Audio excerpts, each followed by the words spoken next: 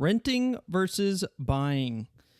There's been a lot of content from several people talking about this. I am no different. I'd like to add my 2 cents to the whole argument as this housing bubble pops. Welcome to another Achieving a Minerva podcast. I'm Sal, and we're going to enter this journey. So, first of all, this is not a very math-heavy podcast. I don't typically go way into the weeds, and this certain section is not really any different. The math almost overwhelmingly says that renting is more viable for at least 90% of people and situations. Other content creators agree. If you'd like to really get into the math of all that, I'll lead you to some of them. Money with Katie just recently did one in October. If you go to Millennial Revolution, Christy Shen kind of breaks it down. That's before the pandemic. Mr. Money Mustache has a blog post about it. Financial Samurai. A lot of them have some sort of tidbit about the rent versus buy. Some of them are before the pandemic, before this whole big housing boom of the pandemic happened. Some of them are after. For example, the Money with Katie episode I mentioned earlier. So the math says that renting is more viable. It makes more mathematical sense from a pure numbers perspective. I don't disagree that the math says that.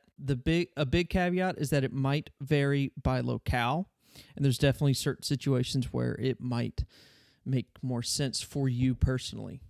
But the main caveat that I will say is that your primary residence is not a financial investment. It is not a financial asset. Please hear that and write it down if you need to. Your primary residence, the house where you live, if you own it, is not a financial investment. It is a use asset, much like your vehicle or your boat or whatever else you might have that you use. Your primary residence does not generate income. It does generate equity, and we'll talk about that in a little bit, but it does not generate income. When I retire, hopefully early, I am not going to be able to live and pay bills using my house. I might not have a mortgage bill to pay, but all my other bills, I will not be able to use my primary residence to pay for that. It will not make me financially independent from a job. Now, owning a house does generate some equity in certain areas. So you might get what's called a HELOC, a home equity line of credit, which is basically a way to use your house to get a loan at a lower rate than, say, like a credit card or vehicle loan or something like that. There is the off chance that you could sell and downsize in your later years. And there is also the off chance that you could one day stop paying and own your house outright, and then you don't have to pay for the mortgage. You'll still have to pay taxes and insurance, although technically you won't have to pay for insurance, but it is definitely worth it to do that, and not at all advisable to not pay for insurance. But the caveat to that is that most people don't stay in one house long enough for any of that to make sense. So the vast majority of people move from job to job to job because it's been proven that is the best way to increase your salary. And even if you're really wanting to follow the American dream, you've achieved buying your first house, you might not have your dream house, so you sell that house after about 5 years, and then you get your big mansion house. That is not really what happens anymore. That's kind of an outdated way of building your residence wealth. And that's not to say that real estate investing is not a viable way to go, but your primary residence is not your investment.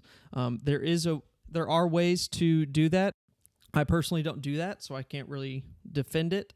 The one that makes the most sense to me is if you're young, you can buy a duplex, rent the other half, and make them pay the entire mortgage, and then you're basically living for free. And that's how a lot of those people start. But that's not always the best way to go. Case in point, the pandemic made housing prices skyrocket because interest rates were so low. So even foreclosures and house flipping kind of took a hit there. So it wasn't really any more stable of a job than the vast majority of the workers that got laid off. So I will say real estate investing is a viable option, or can be, but it requires a certain type of person to do that. But again, your primary residence is not a financial investment. It is not a financial asset. It is a use asset. While technically it is part of your net worth, it should not be used in what you use to calculate your financial independence number, because it is not going to pay your bills, and you should not consider it something that is a financial investment. Moving on, I'm going to talk a little bit about our story, because our story is quite unique. We are incredibly fortunate to be in the situation we are as far as home owning. First of all, we currently own our house or are working towards owning. We do have a mortgage. This is goes against a lot of the other blogs that are out there that definitely preach renting. And from a mathematical standpoint, I do not disagree with any of them. Mathematically, it makes sense to rent for a vast majority of people and situations. But anyway, this is kind of our story and kind of why we did what we did, and a little bit how a little bit of luck played into it. So in 2018, so before the pandemic, we moved from a high cost of living area in South Florida to a lower but still pretty high cost of living area in the coastal Carolina region. A little bit lower than South Florida, but still higher than the national average. When we were down in South Florida, rent for a 2-bedroom, 1-bath apartment was about $1,000 to $1,500.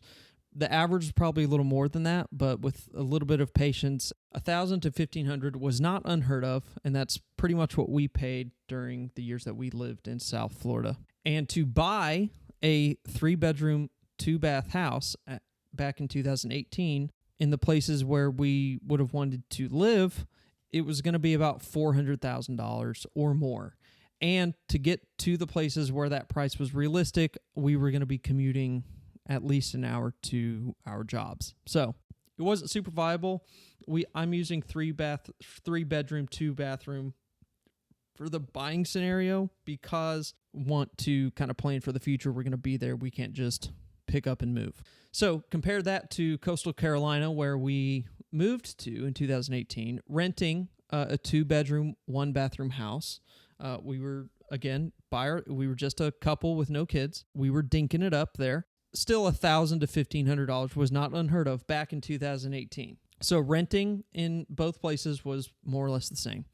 But to buy a 3-bedroom, 2-bathroom was going to be anywhere in the ballpark of $200,000 to $300,000. About half of what it was in South Florida, much closer to our price range, and it wasn't going to make our commute crazy long. At that point, we kind of decided, hey, we should look into buying, because our price range of $200,000 to $300,000 in South Florida, it was going to buy us a shoebox. So we kind of tossed that out the window. When we moved, we were like, hey, maybe we should look into this. And we weren't super into the financial independence thing at this time. We had kind of dabbled in it. We understood the basics of personal finance, but we hadn't really jumped aboard the financial independence train. So we went to our credit union, which we established here, and they had what's called a 5x5 ARM, or an adjustable rate mortgage. Now, adjustable rate mortgages are vastly discouraged for sound personal finance advice, and with good reason. Most ARMs are usually 5-to-1, so you go into this mortgage with one interest rate, and after 5 years, then the bank can change with whatever the market is doing, usually up, but sometimes the Fed will bring the interest rates down. So after that 5 years, on the 6th year, they can now change that interest rate each year. And so it's usually not very advisable to do that. Ours that we were entering into was 5 and 5. So on the 6th year, and then on the 11th year and on the 16th year, then it was going to change the rate. So it wasn't going to be 5 and then every year after that. It was going to be 5, and then the next 5 was going to be at that same rate. One of the reasons that we did this was that there was no mortgage insurance through the bank, and the other reason was they allowed us to do 0% down And at the time, 2018, interest rates were kind of high. We got, with 0% down, it was 4.95% APR starting. And then, of course, after the fifth year, it was going to go up. But the reason we did this was we both had very stable jobs with low risk of layoffs in healthcare. And we had a very sound goal going into this that if we didn't make it to where we felt like we could refinance before the fifth year, before that first rate hike built into the mortgage, by around year 7, we would refinance to a fixed rate. So we were kind of gambling on that. It was a little bit of risk there, but here's where kind of the luck, I use luck in a very specific tone here, because in 2020, the pandemic hit. While I definitely wish the pandemic never happened for a whole bunch of reasons, I will say that there is some silver lining for us personally in the pandemic. So please don't feel like I just wish the pandemic on the world again. I definitely would have rather avoided it. But here's the silver lining for us. The pandemic hit, which made healthcare employment even more stable. That was basically one of the only sectors that was not laying people off. People were leaving willingly because of burnout, but as long as we could stick it out, healthcare was a done deal. Everyone was getting sick. They needed more workers. There was plenty of overtime to have. It was kind of, for the certain kind of person that can stick it out, the perfect place to be. In 2021, the interest rates plummeted because the Fed lowered the benchmark interest rates, and that caused the house market to explode. Things were selling for double what they were probably worth in a matter of just a few months.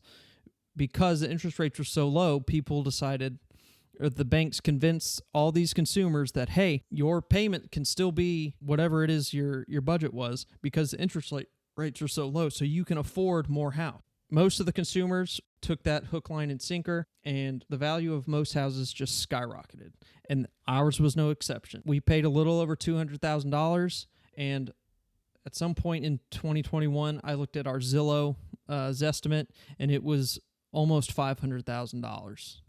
Anyway, so 2021 happened. My grandmother passed from a non-COVID related issue, but she left some money, and we used it to refinance the house because interest rates were so low. There was a point towards the end of 2021 where we kind of looked at each other and said, eventually these rates are going to go back up. We need to take advantage of what these rates are now. So we did that, and we ended up with a fixed 15-year mortgage at 2.75%. And because of the reevaluation to get the refinance, we ended up with about 50% equity in our house. So that worked out really, really well.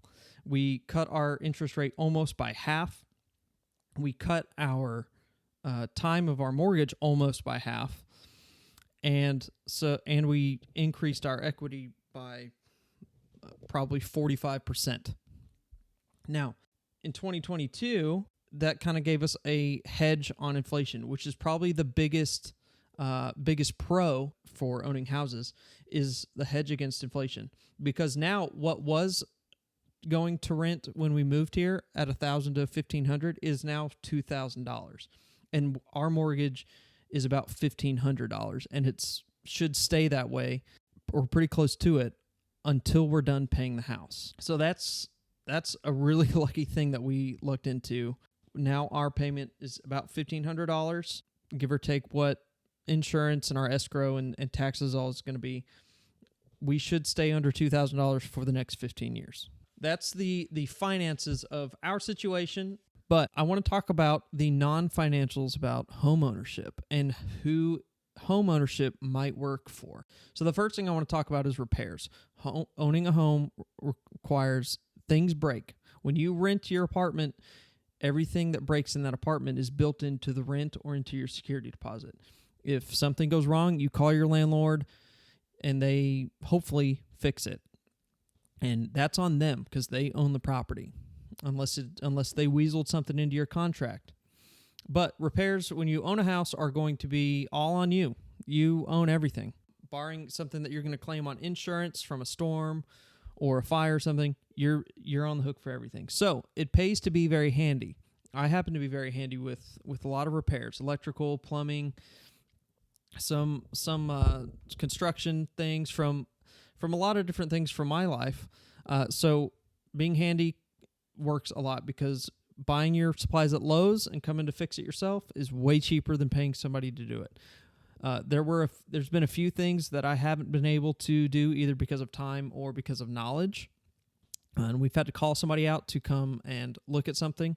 One of them was as simple as a breaker near the air conditioning. I don't know air conditioning very well. So we had somebody come in and work on our air conditioning. It cost us $100 for them to like clean something and undo a couple screws. It was crazy. So I can't imagine what it would be like if I was not as handy as I am. So that's great. That's something that I will give as a caveat. But if you don't know how to do a lot of things, YouTube pretty much can teach you anything you want to know. Now, the other thing, the big thing about homeownership is lifestyle. We are homebody people. We are pretty introverted people. Our lifestyle is more conducive to owning our own property. First is we do a lot of homestead style hobbies and living. We like having a big garden. We keep bees. Eventually, we like to have chickens. We do a lot of composting. We have a lot of storage for like freezers, for big freezer meals and things like that. That most places where you have an apartment or even a small house that you rent, you might not be able to do either because of rules or because of space. And then a big other part of our lifestyle is we like yard space. We have a right around an acre of space, and we're a little bit more interested in that than how big the house is. We don't really want a big, giant mansion, mostly because we don't want to clean a big, giant mansion. So our house, good enough size for us, and we have a lot of space where we get to do a lot of those things outside. And a lot of our hobbies require space. I like to do home brewing, my own beer and mead. I like scuba diving, has a lot of equipment.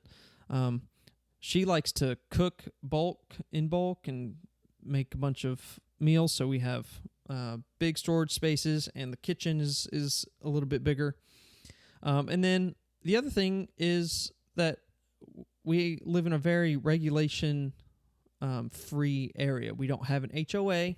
We're allowed to have chickens. We're allowed to have bees outside. Not every jurisdiction is going to be like that. So we're a little bit more country folk. We're not city folk. A lot of city folk like to go to concerts. They like to be out at the bars, and there's really nothing wrong with that. But if those are the kind of hobbies that you like and you don't like being at home except to sleep, then definitely renting is for you. For us, owning our own house was another level of freedom. Like I said, it's a low regulatory area. There's no HOA, which was huge for us. Be careful if you're the kind of person that's going to throw a fit at HOAs, because when you buy the house, you agree to pay the HOA fee. Things like outbuildings are fairly easy to get away with here. Adding on to the house is easy to get away with here. And I'm able to do a lot of that work, either by myself or with a couple other hands of help. And of course, it's an inflation hedge. And a big thing is, because we lucked out with 2021, we are going to own our house outright at the age of 45. So that's going to be huge. And it's going to bring our retirement spending expenses down, because that's going to be $1,500 a month. And it's just another level of freedom. And I really want to talk to you guys about that. This is the part of home ownership that can be detrimental to people that don't need to be buying houses. But if you are the kind of person that likes being outside, likes cultivating their own space, they like being at home a lot, and they're good at repairs, they're good at being savvy with things like that, they're good at being savvy in the kitchen, owning a house is not necessarily the worst thing. Mathematically, I agree with most of the industry. It does not make sense for most people mathematically. But there's another story to this, as always, besides just the math. There's a lifestyle, there's your personality, there's what you want when you do retire. Do you want your own space? I don't want to have to ask permission to do things to my house or in my own space where I live. I want to just have the freedom to do it. And I do. If you want to know more about our story or kind of how we lucked into it, why we decided to do certain risks, please email us at achievingminerva@gmail.com. And we'll be happy to interact with you. We're also on Twitter at Minerva Fire, and we do have a website, achievingminerva.com. Thank you for listening. Please hit subscribe and tell your friends. We're on Apple, Google, and Spotify. Until next time.